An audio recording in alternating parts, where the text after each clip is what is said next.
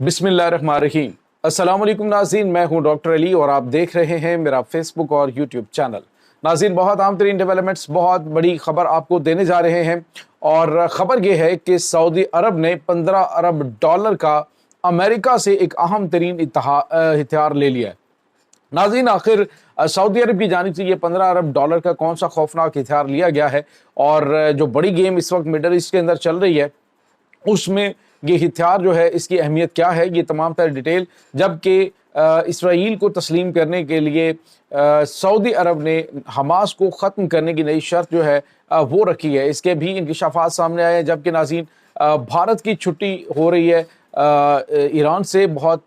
बड़ी तादाद में भारतीय एजेंट्स जो हैं वो गिरफ्तार हुए हैं और पूरा भारत का खुफिया एजेंसी रॉ का नेटवर्क इसराइल के लिए काम करता हुआ पकड़ा गया। इसकी तमाम तर डिटेल्स आज के इस व्लॉग में आप जान पाएंगे। वीडियो की तफसील में जाने से पहले अगर आपने हमारे इस चैनल को सब्सक्राइब नहीं किया हुआ तो आपसे गुजारिश है काइंडली इसको सब्सक्राइब कर लें और बेल आइकन को ज़रूर दबा दें ताकि हमारी आने वाली वीडियो सबसे पहले आप तक पहुंच सकें। नाज़रीन, हम आपके शुक्रगुजार हैं जो आप हमारे व्लॉग्स को देखने के लिए वक्त निकालते हैं और कमेंट सेक्शन में अपनी मोहब्बतों का इजहार भी करते हैं। नाज़रीन, मिडल ईस्ट के जो मामला चल रहे हैं इसमें सऊदी अरब का किरदार जो है वो काफ़ी ज़्यादा अजीब व गरीब रहा है। एक तरफ तो सऊदी अरब जो है ईरान के ऊपर इसराइली हमलों की मजम्मत करता हुआ दिखाई देता है, एक तरफ ये बयान दागता हुआ दिखाई देता है कि जब तक एक आज़ाद और ख़ुद मुख्तार फ़लस्तीनी रियासत का क़याम अमल में नहीं आता जिसमें उनका दारुल हुकूमत यरूशलेम हो, तो तब तक सऊदी अरब जो है वो इसराइल को तस्लीम नहीं करेगा, उनके साथ ताल्लुकात को नॉर्मलाइज नहीं करेगा।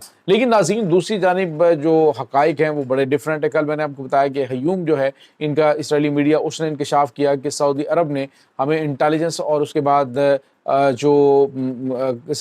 काफ़ी जो इमदाद है वो हमारी की ईरान के ऊपर हमला करने के लिए। तो अंदरूनी मामलात में देखें तो ईरान जो खित्ते के अंदर किसी मुल्क से नहीं उलझना चाह रहा बशमूल सऊदी अरब के, लेकिन जो सऊदी अरब है वो डबल गेम इस वक्त करता हुआ दिखाई दे रहा है। आपको याद है मैंने आपको बताया कि कतर से अब अमेरिका का सबसे बड़ा फौजी अड्डा जो है वो इस वक्त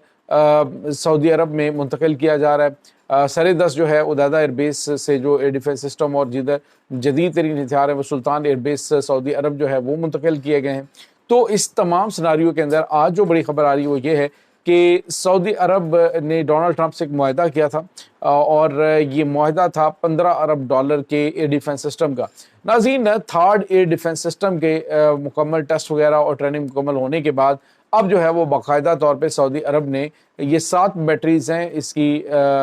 जो थर्ड एयर डिफेंस सिस्टम है। नाज़रीन, यहाँ पे आपको ये बताते चलें कि एक बहुत ही महंगा और बहुत ही आप यूँ कह लें कि सबसे एक्सपेंसिव, यानी पूरे साल के अंदर आप यूँ कह लें कि इसके जो बहुत कम इंटरसेप्टर जो है वो अमेरिका तैयार कर पाता है। अभी इन्होंने हाल ही में इसराइल के अंदर भी इसको डिप्लॉय किया था, लेकिन ईरानी मिसाइल जो हैं वो उनके थर्ड एयर डिफेंस सिस्टम को भी चीरते हुए इस जो इसराइली टारगेट्स हैं उनको तबाह करने में कामयाब हुए। नाज़रीन, सवाल ये पैदा होता है कि आखिर सऊदी अरब कौन से ममालिक हैं जिनसे उनको खौफ है सिवाय ईरान के, और ईरान जो है वो उसके साथ दोस्ताना ताल्लुकात को आगे बढ़ा रहा है। तो आखिर सऊदी अरब इतने बड़े पैमाने पर जो जंगी तैयारियां हैं वो क्यों कर रहा है? तो नाज़रीन, एक तो अमेरिका आपको पता है कि वहाँ पे अपना फौजी अड्डा बना रहे हैं और आने वाले दिनों के अंदर जैसे ही खित्ते के अंदर जंग छिड़ेगी तो डेफिनेटली जो अमेरिका है उसके फौजी अड्डों को और सबसे जो अहम तरीन फौजी अड्डे हैं उनको निशाना बनाने की यमन के हौसी भी कोशिश करेंगे और दूसरी जानब ईरान की जानिब से भी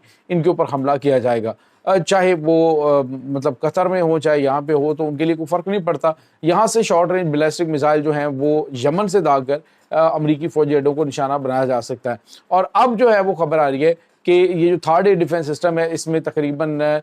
इसके 60 के करीब जो है वो इंटरसेप्टर हैं और इसके अलावा इसमें 7 बैटरीज हैं थर्ड एयर डिफेंस सिस्टम की और 360 मिसाइल जो हैं वो इसमें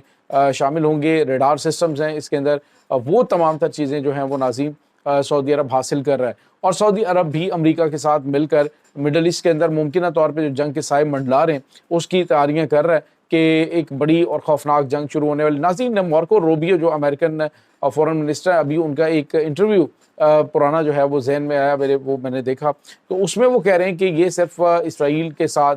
या फिर अमेरिका और ईरान की जंग नहीं है, बल्कि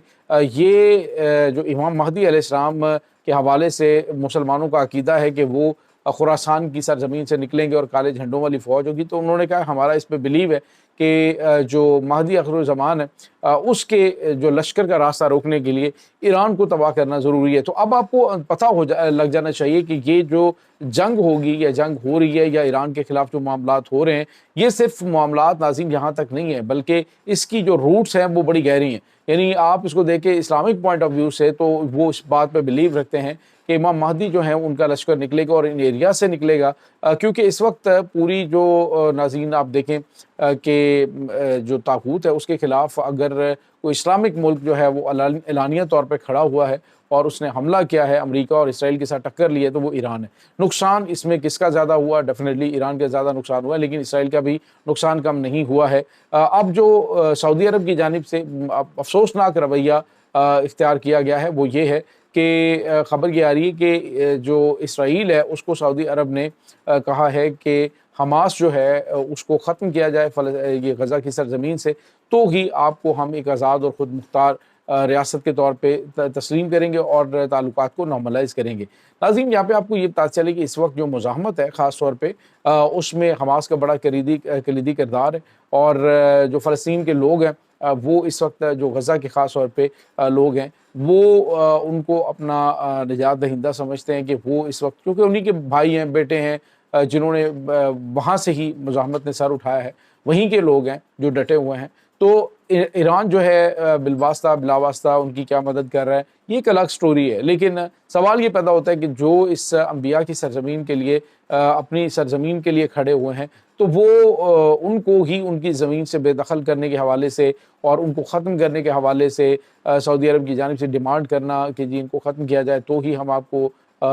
جو ہے وہ آپ کے ساتھ تعلقات کو نارمل کریں گے۔ تو ناظرین یہ صرف بیان بازیاں ہوتی ہیں۔ آپ کو یاد ہے کہ امریکہ کے جو فارن منسٹر انہوں نے کہا کہ جو ممالک ایران کے اوپر امریکی حملے کی مذمت کر رہے ہیں، بظاہر وہ مذمت کر رہے ہیں لیکن اندر کھاتے وہ ہماری حمایت کر رہے ہیں، تو یہی وہ منافقانہ رویہ ہے جس کی وجہ سے مسلمانوں کو نقصان اٹھانا پڑا آج تک، اور اسی منافقت کی وجہ سے جو بہت بڑے بڑے اور طاقتور لیڈران ہیں ان کو مارا گیا۔ اور اب جو ہے وہ بالکل اسی طرح سے مضبوط ترین ہونا تو یہ چاہیے تھا کہ ایران نے ثابت کیا ہے کہ وہ یہ تھرڈ ایئر ڈیفنس سسٹم ہے، پیٹریاٹ ہے، آئرن ڈوم ہے، ڈیوڈ سلنگ ہے، یا پھر ان کا جو ایرو ایئر ڈیفنس ہے، سارے کے سارے جو ہیں ان کو چیرتا ہوا ان کا میزائل اگر جا کے اسرائیل کو ہٹ کر لیتا ہے تو پھر میرے خیال میں مسلم ممالک کو آپس میں اتحاد کرنے کی ضرورت تھی۔ لیکن افسوسناک رویہ یہ ہے کہ اس وقت جو عرب کنٹریز ہیں ان کی جانب سے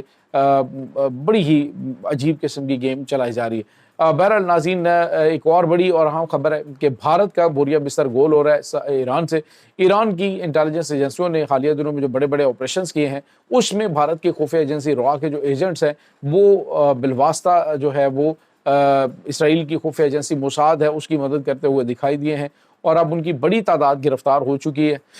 متعدد کو پھانسیوں پہ لٹکایا جا رہا ہے، اور اب ایران کو کم از کم اندازہ ہو گیا کہ خطے میں کون ان کا دوست ہے اور کون ان کا دشمن۔ چابہار جو ہے وہاں سے بھی ان کو کک آؤٹ کرنے کے لیے باقاعدہ تیاریاں شروع کر لی گئی ہیں۔ تو یہ ناظرین اس وقت تازہ ترین اپڈیٹس چل رہی ہیں۔ اس تمام صورتحال کے بارے میں آپ کا کیا کہنا ہے؟ کمنٹ سیکشن میں اپنے خیالات کا اظہار ضرور کیجیے گا۔ انشاءاللہ بہت جلد ملتے ہیں ایک نئی ویڈیو میں، تب تک کے لیے اپنا بہت سارا خیال رکھیے گا۔ اللہ حافظ۔